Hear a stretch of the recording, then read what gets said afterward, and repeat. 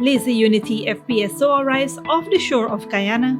Family feud gone wrong. A police officer battered and repeatedly stabbed. Man wanted for sexual assault of a minor in 2016 finally detained. In the region, Jamaica pastor detained for suspected human sacrifices, killed in police car crash, and internationally, Facebook will fuel more unrest, whistleblower tells UK lawmakers. Greetings and welcome to another edition of Channel 2 Headline News Updates. I am Bibi Bacchus. Thank you for joining us. Today, the Ministry of Natural Resources announced the arrival of the Liza Unity floating production, storage and offloading vessel in the Stabroek block off the coast of Guyana.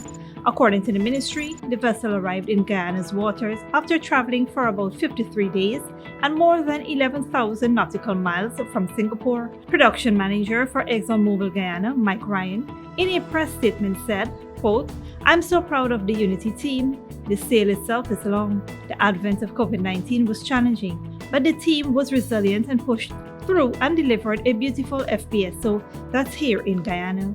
We're all really excited that she's joined the neighborhood next to the Liza Destiny, and we're really looking forward to the next few days as we bring this FPSO online into 2022." End of quote. Phase 2 is scheduled to begin in early 2022 and will produce around 600 million barrels of oil. Liza Phase 2 will produce up to 220,000 barrels of oil per day from the Liza Unity FPSO, which will be supported by 6 drill centers and about 30 wells. Liza Phase 2 is anticipated to cost $6 billion, including $1.6 billion lease capitalization costs for the Liza Unity floating production, storage and offloading vessel. Meanwhile, 2 men are now in police custody after they maliciously wounded a police constable at Canefield Settlement, East Country, Berbice on Monday, October 25th. Reported at around 6 p.m., the victim, 29-year-old Raul Rodriguez, and his 22-year-old brother had a misunderstanding at their home, which led to a scuffle. The suspect managed to arm himself with a knife and stab Rodriguez several times to his abdomen, once to his right side leg. After his futile attempt to restore peace between the brothers, the victim's 24-year-old brother-in-law, who lives at the same address, dealt the victim multiple cuffs around his body. The injured man was taken to the New Amsterdam Public Hospital and admitted as a patient in the intensive care unit. Both suspects have been arrested as investigations continues. Ranks of the Guyana Police Force yesterday arrested 34-year-old Hemrad Sankar, called Raymond, of Diamond Housing Scheme Public Road, East Bank, Demerara. Sankar is wanted for sexual assault of a minor in 2016. Reports said that around 5 p.m., a party of policemen from the Golden Grove Diamond Police Station on a vehicle patrol came upon the suspect, who is wanted in Region 2 concerning a matter of rape of a child under the age of 16. Sankar was arrested and placed into custody at the Golden Grove Diamond Police Station. He will be transferred to Region 2 for continuation of the said matter. Stick around after the break. Over 100 million contract signed for construction of core homes in Sophia, and police stumbles across a man who evaded the law for over 3 years.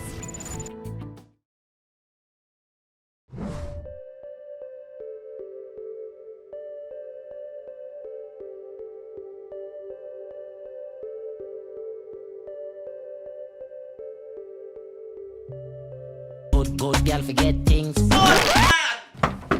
What's the problem, Granny? I want money for borrow for doing surgery. I was dancing and I fall and fracture my hip. If you need some quick money, you should check Lender's Jewelry and Pawn Shop. Lender's Jewelry and Pawn Shop, Lot 238 South Road Border, Georgetown. Get jewelry made to order in just 72 hours. We also accept vehicles. Lender's, best rates, longest payback period. Boys, I get through. Plus, I could dance again. Lender's Jewelry and Pawn Shop. Welcome to Kissoon's Furniture. Find everything you need for your home and more under one roof in our newly decorated showroom. Our locally crafted furniture has been perfected over the last 60 years. From our hands to your home, we also bring to you our newly introduced lines of imported furniture and sleep center, where you can find a wide range of beds and mattresses. Kissoon's Furniture, furnishing homes for over 60 years. Alabama Trading has everything you need every day.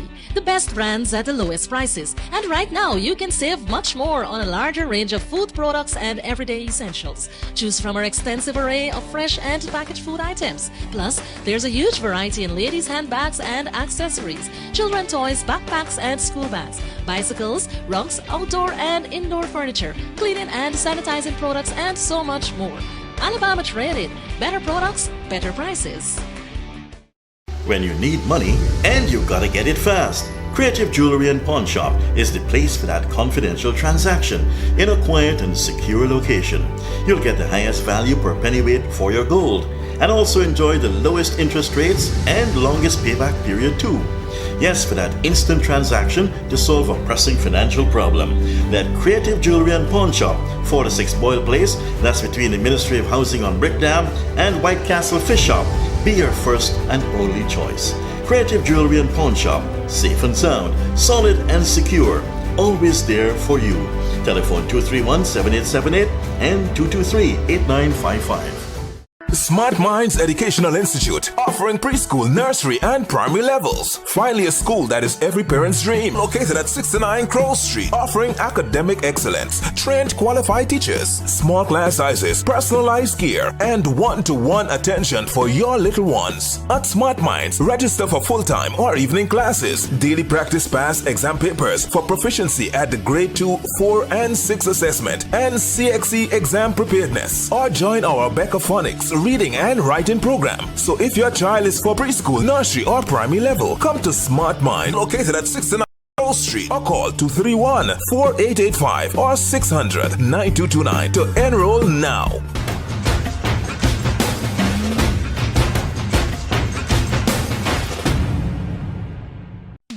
Survival Supermarket Senior Citizens Day is every Wednesday, and you can get 7% off everything on sale except alcoholic drinks. And to make more of our customers eligible, we have dropped the age requirement from 60 to 55, so you can benefit from the big discounts on everything in your trolley.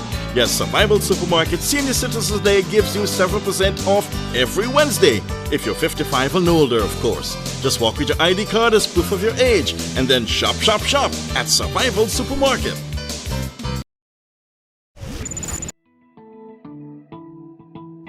Welcome back. 25 vulnerable families from Sapphire will benefit from improved housing as the Ministry of Housing and Water on Monday inked $111.8 million contract for construction of 25 core homes. Minister of Housing and Water Colin Crowell said this is a significant event for the beneficiaries of these homes. We are here today, as previously said, for a simple contract signing.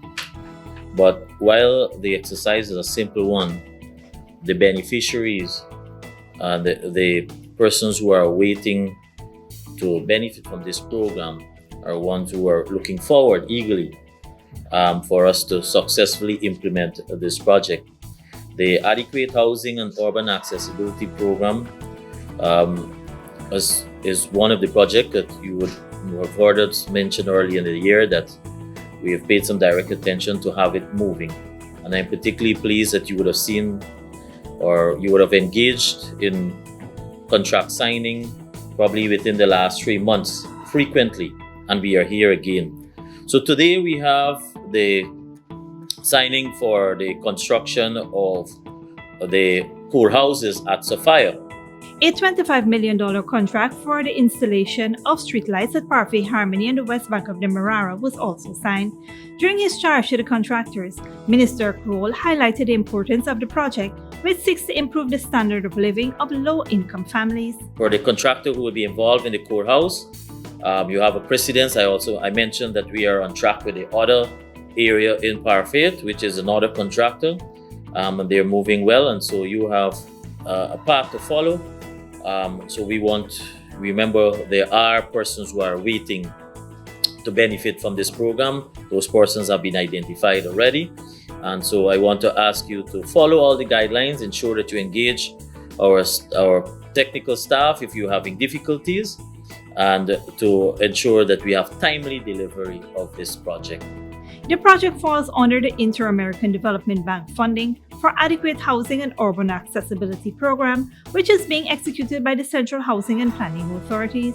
Permanent Secretary of the program, Andre Ali, said the initiative is to improve the quality of life for citizens in low-income communities. Specific objectives of this program are improved housing conditions and access to basic infrastructure for low-income communities, enhance urban and suburban mobility and safety, and strengthening national and local capacity to operate and maintain urban services. The contract for the construction of the core homes was awarded to AJM Enterprise. This contract consists of 5 lots, with 5 houses on each lot. Moreover, the contract for the supply and installation of solar integrated LED streetlights at Parkway Harmony, West Bank Demerara was awarded to N. Balgobin & Sons Contracting Services for 2 lots. In addition, 2,000 home improvement subsidies will be awarded to residents in Central Georgetown, East Bank Demerara, West Bank Demerara, East Coast Demerara, and Parkway Harmony as part of a $28 million Adequate Housing and Urban Accessibility Program. Meanwhile, 25-year-old Ricardo Welch of 4th Ordnance, East Canterbury, was detained by police on a mobile patrol in the Princess Elizabeth area of New Amsterdam after he was observed acting suspiciously on Monday. Around 1:30 p.m., the ranks on patrol saw the man pushing a bicycle. He began acting suspiciously upon seeing the police. A body search was conducted, however, nothing illegal was discovered. Nevertheless, he was taken to the Central Police Station. Verification of records shows that Welch had 2 conviction warrants from Region 5, one for 5 years in jail and the other for a fine of more than $12 million. Both warrants stem from an offense of possession of over 20,000 grams of cannabis for trafficking committed on March 20, 2018 at Weldadback Street, West Coast, Berbice. He had been granted his pre-trial liberty and was subsequently found guilty in abstinence on July 31, 2018. The warrant were subsequently executed on him. He is currently being detained to be transferred to the New Amsterdam prison. Don't go away after the break. Jamaica passed to detain for suspected human sacrifices, killing police car crash, and Haitian protest. There are too many of us dying every day, but before that, here's the bridge retraction schedule.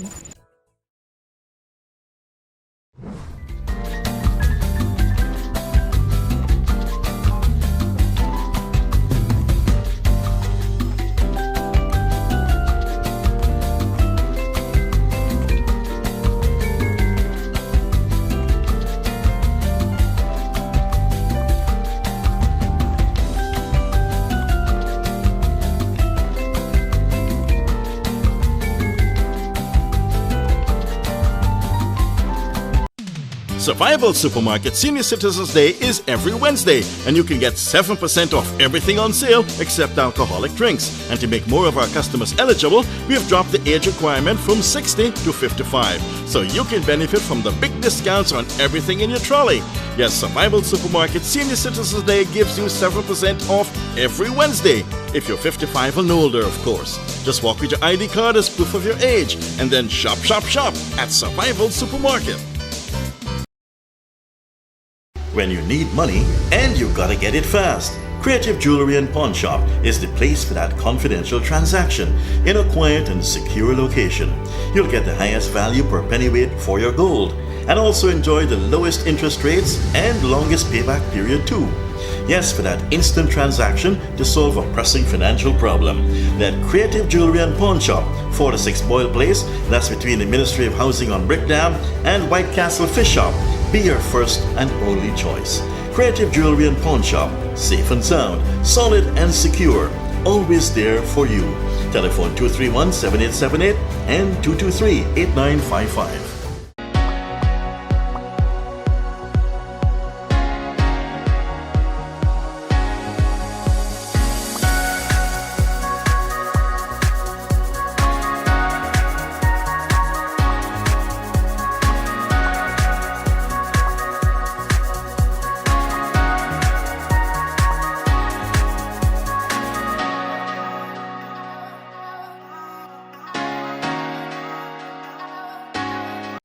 Alabama Trading has everything you need every day. The best brands at the lowest prices. And right now, you can save much more on a larger range of food products and everyday essentials. Choose from our extensive array of fresh and packaged food items. Plus, there's a huge variety in ladies' handbags and accessories, children toys, backpacks and school bags, bicycles, rugs, outdoor and indoor furniture, cleaning and sanitizing products, and so much more. Alabama Trading. Better products, better prices. Good girl forget things. What's the problem, Granny? I want money for borrow for do a surgery. I was dancing and I fall and fracture my hip. If you need some quick money, you should check Lender's Jewelry and Pawn Shop. Lender's Jewelry and Pawn Shop, lot 238 South Road Border, Georgetown. Get jewelry made to order in just 72 hours. We also accept vehicles. Lenders, best rates, longest payback period. Boys, I get through. Plus, I could dance again. Lender's Jewelry and Pawn Shop. Welcome to Kissoon's Furniture. Find everything you need for your home and more under one roof in our newly decorated showroom. Our locally crafted furniture has been perfected over the last 60 years. From our hands to your home, we also bring to you our newly introduced lines of imported furniture and sleep center, where you can find a wide range of beds and mattresses. Kissoon's Furniture, furnishing homes for over 60 years.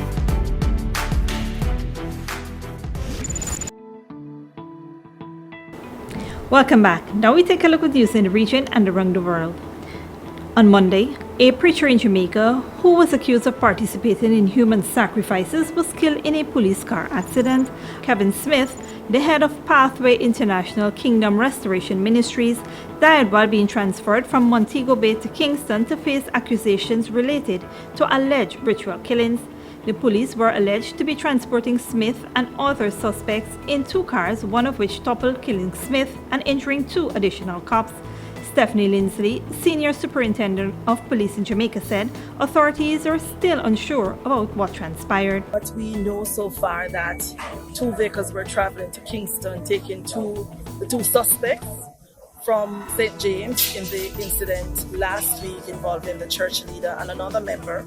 They were taking them to the Major Investigation Division in Kingston to be formally charged. About 9:30, we understand that there was an accident resulting in one of the vehicles overturning. That's the vehicle that Sir Kevin Smith was a passenger in.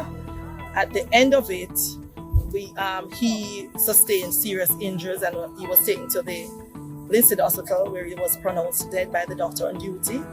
The three constables that were in the vehicle with him, one of them was pronounced dead at the Spanish Town Hospital.